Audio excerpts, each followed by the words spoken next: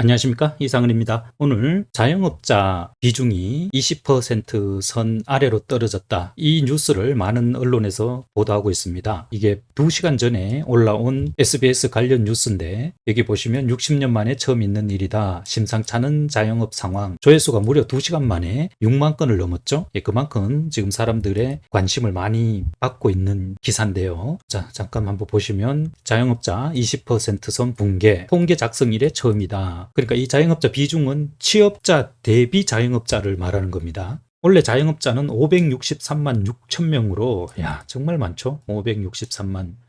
지난해까지 20%선을 유지했는데 이게 20%선이 깨졌다. 비록 비중이 줄어들고 있으나 다른 경제협력개발기구 OECD 회원국과 비교하면 여전히 상위권이다. 지난해 한국의 비임금 근로자 비중은 23.2%로 30개 회원국 중 콜롬비아, 멕시코, 칠레, 코스타리카에 이어 5위였다. 이게 심각하죠? 가장 비중이 작은 회원국은 캐나다, 일본 6.8, 9.5. 자, 다른 통계를 한번 볼까요? 이것도 며칠 전 기사네요. 중앙일보에. 작년에 91만 명이 폐업을 했고 115만 명이 창업을 했다. 주요국의 자영업자 비율 1에서 4위가 콜롬비아, 멕시코, 칠레, 코스타리카, 한국이 5위. 자, 여기 보면 우리하고 경제 규모가 비슷한 나라 중에 자영업자 비중이 이렇게 높은 나라가 없죠? 스위스 같은 나라야 원래 자영업이 발달한 나라고, 자영업과 강소기업이 많은 나라니까 좀 예외로 하고, 자, 자영업 하위권 보면 미국, 캐나다, 덴마크, 독일, 호주, 일본 10% 미만이죠. 미국 한 6%대. 좀 우리나라와 경제 규모가 비슷한 나라들 중에도 요 한 10에서 높아봐야 한 15% 순, 이걸 유지하고 있는데, 우리 경제 규모에서는 지나치게 이렇게 보시다시피 자영업자 비중이 높다는 것을 이제 알 수 있는데요. 일하는 우리 국민 4명 중 1명이 자영업자다. 자, 자영업자 3명 중 2명이 50대 이상 중노년층이고, 이거 이유가 뻔하죠. 비교적 일찍 은퇴를 해서 생산직이나 중소기업, 공장 혹은 다른 전문직을 찾을 수 없으니까 자영업에 뛰어드는 거죠. 우리 경제 규모에 제대로 위치하려면 한 이 정도 위치에 있어야 되는데, 이 자영업자 비중이 5위 안에 들고 있습니다. 자, 상황이 이런데, 자, 아까 SBS 기사인데요. 한 1, 20분 사이에 벌써 또 이렇게 10,000명이 늘었습니다. 자, 댓글 한번 볼까요? 단적으로 소비해줄 인구가 없어졌다. 반문화가 없어졌다. 인건비가 올라갔다. 임대료가 올라갔다. 물가가 올라갔다. 우리나라 카페 10만이 넘어요. 일본이 4만인데.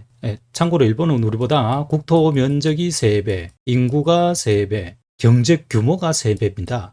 그런데도 지금 이렇다면 우리가 상당히 비정상적인 게 되겠죠. 이 사람이 핵심을 제대로 짚은 거예요. 외국인 노동력을 우리나라 사람들이 대체하기 전에는 계속 어려울 거다. 수백만 명의 외국인이 매달 자국으로 송금하는 돈이 국내 노동력으로 대체되기 전에는 해결 방법이 없다. 하위 계층 소득이 이 영세 상권을 받쳐줘야 동네 상권도 숨통이 트인다. 우리 정도의 경제 규모를 가진 나라들은 다 자영업이 10% 미만이거나 그 언저리였잖아요. 근데 우리가 23%에서 20%, 이거는 뭐를 의미하겠어요? 애시당초 이 사람들을 수용해줄 그런 경제적 그런 기반이 없다는 거잖아요. 공장 많고 건설 현장 많고 속된 말로 노가다로 하면 되지 않겠느냐 하는데, 제가 계속 이 외국인 노동자 문제를 쭉 다루고 있는데 보신 분은 알겠지만, 이제는 우리나라는 외국인 노동자하고 불법 체류자를 30년 동안 방치하고 정부에서 방조하고 그랬기 때문에 경제 구조 자체가 그냥 저임금화 되어 버렸어요. 그러니까 외국인한테는 10배, 20배 되는 임금이지만 내국인한테는 도저히 그 돈을 받고 생활을 영위할 수 없고 미래를 설계할 수 없는 그런 수준의 임금에서 지금 정체가 돼 있거든요.